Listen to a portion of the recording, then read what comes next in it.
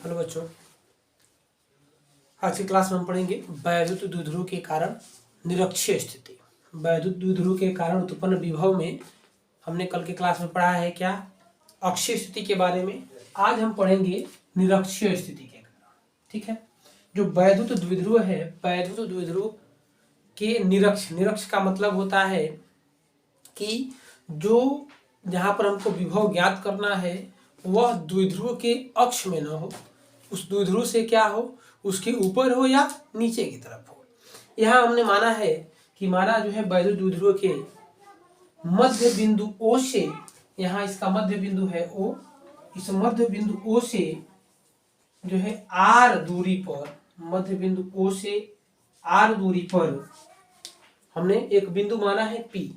जो द्विध्रुव से जो R दूरी पर बिंदु P है वह बिंदु O पर लंब के रूप में है। किसके रूप में है? लंब के रूप में है। यानी कि हम यहाँ कह सकते हैं कि यहाँ जो कोण बन रहा है यह एक समकोण कोण बन रहा है। ठीक है, यहाँ पर जो है समकोण बना रहा है, यानी कि लंबार्धक कह सकते हैं। जो OP जो है वह AB पर क्या है, लंबार्धक के रूप में खींची गई है। तो इसके लिए हम मान सकते हैं क्या कि अब देखिए, फिर फाइनली इसका अगर हमको लिखना होगा थ्योरी तो कैसे लिखेंगे कि हमारा एक द्विध्रुव -q व +q, जिससे जो -q व +q से मिलकर बना है, जिसके बीच की दूरी क्या है, 2l है, कि मध्य के द्विध्रुव के मध्य बिंदु O से R दूरी पर, मध्य बिंदु O से R दूरी पर, लंबवत R दूरी पर लिखेंगे कि लंबवत R दूरी पर एक बिंदु P लिया जहां पर वैद्युत द्विध्रुव की गणना करनी है। तो अब हम देखेंगे यहाँ पर कि +q से बिंदु P की दूरी क्या लिखेंगे, +q से बिंदु P की दूरी, बिंदु P की दूरी।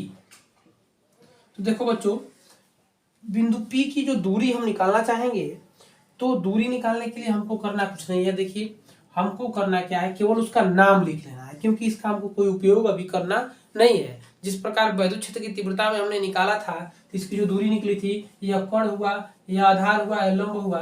तो जो कर्ण का वर्ग बराबर होता है लंब का वर्ग धन आधार का वर्ग। तो उस प्रकार हमने अगर निकालना चाहें तो आपको उस दिन बताया गया था क्या होगा हमारा कि AP स्क्वायर इक्वल टू, यहाँ हम आपको दिखा दे रहे हैं, AP स्क्वायर यही कर्ण होगा।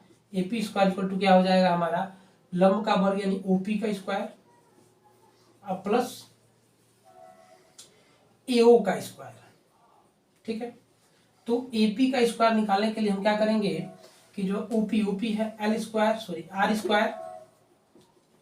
प्लस L स्क्वायर, AP का स्क्वायर इक्वल टू, या केवल AP इक्वल टू निकालना चाहेंगे तो अंडर रूट में आ जाएगा हमारा क्या, R square plus L square. लेकिन इसका हमें कोई उपयोग यहाँ पर नहीं है। ठीक है, इसके लिए हम क्या करेंगे कि हम इसका डायरेक्ट मान रख देंगे क्या कि +q से जो है बिंदु P की जो दूरी है वह क्या है, PB, और -q से जो दूरी है, -q से बिंदु P की जो दूरी है वह क्या है, AP माना जाएगा। क्या माना जाएगा, AP। जो आप देख रहे होंगे कि ये दोनों, जब यह एक लंब है तो ये दोनों के लिए उभयनिष्ठ होगा, और इसका दोनों का ये जो कोण होगा वो आपस में बराबर होगा। तो हम ऐसा भी मान सकते हैं कि AP और BP आपस में क्या होंगे, बराबर होंगे। ठीक है, यहाँ तक की बात आपको समझ में आ गई होगी। हम क्या करेंगे, लिखेंगे इसका पहला, जैसे हमने पहले निकाला था कि +q आवेश के कारण बिंदु P पर उत्पन्न विभव, लिखेंगे +q आवेश के कारण बिंदु P पर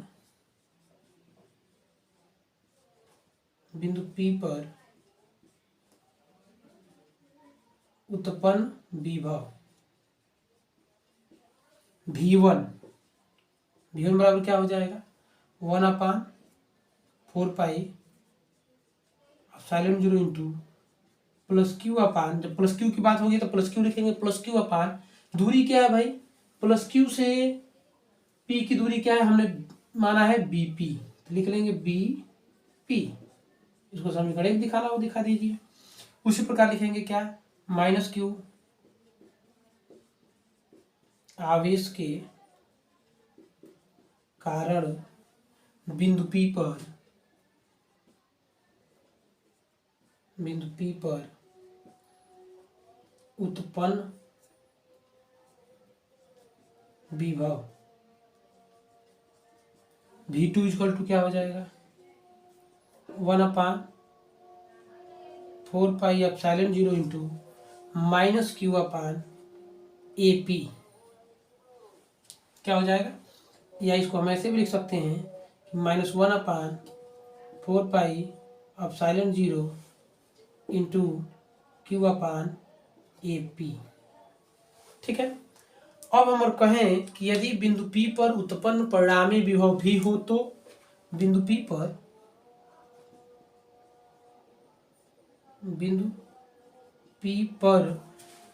उत्पन्न परिणामी विभव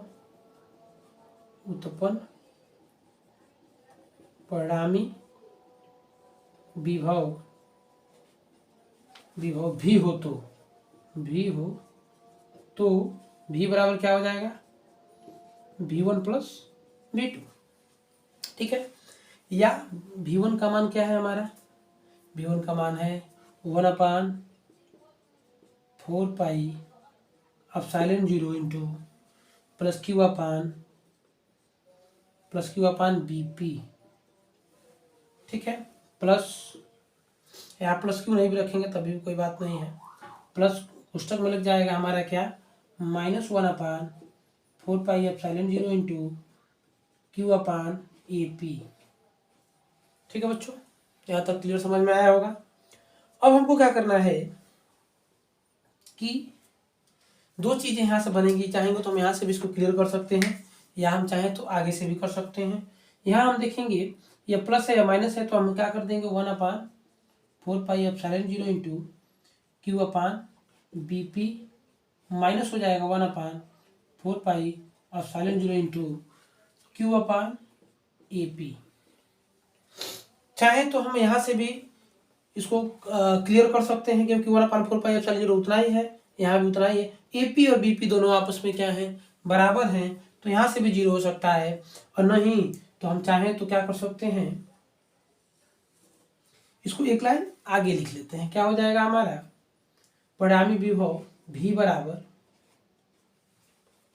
बराबर हम कॉमन कर लेते हैं 1/q/4πε0 कॉमन कर लेंगे तो हमारा बचेगा क्या 1/BP माइनस 1/AP।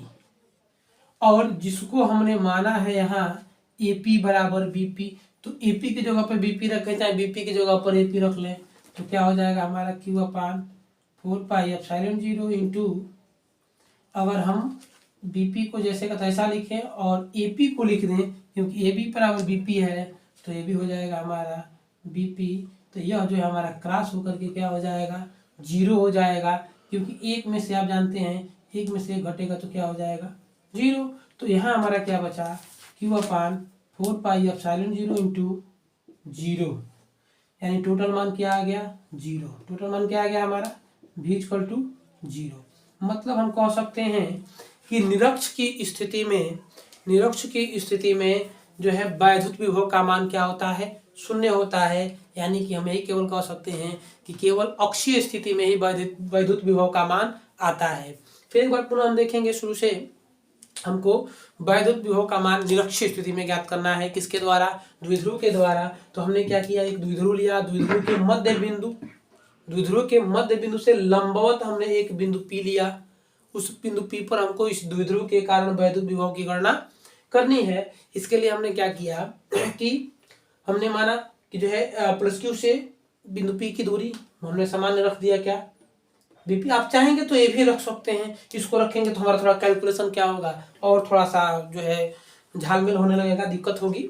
ठीक है, क्योंकि अभी इतना रख करके बार बार बाद में बात लग रही है अगर हमको 0 ही करना है, इसलिए हम यह मान नहीं रखेंगे, लेकिन आपके समझने के लिए हमने यह मान निकाल दिया है। ठीक है, हम क्या रखेंगे AP ही BP ही रखेंगे और माइनस Q से जो दूरी होगी वो AP ही रखेंगे, जैसा कि आप यहाँ देख सकते हैं हमने रखा भी है प्लस Q के द्वारा BP और माइनस Q के द्वारा उत्पन्न विभव जो है V2 बराबर 1/4πε0 माइनस Q/AP। अब हमने कहा कि जो है बिंदु P पर उत्पन्न जो परिणामी विभव है, उत्पन्न परिणामी विभव, उसका जो मान निकालने के लिए हमने क्या कर दिया, माना V, तो V इक्वल टू क्या किया हमने, +1 V1 प्लस V2 जोड़ दिया। दोनों का मान हमने रखा 1/4 पाई एप्सिलॉन 0 को हमने क्या कर लिया, कॉमन कर लिया, और ये दोनों मान इक्वल होने के कारण क्या हो गए हैं, कट गए हैं। तो अब देखिए कटे नहीं है, यहाँ पर आपको थोड़ा सा हम समझाएं। जैसे 1 में से 1 को घटाते हैं तो क्या आता है, 0 आता है।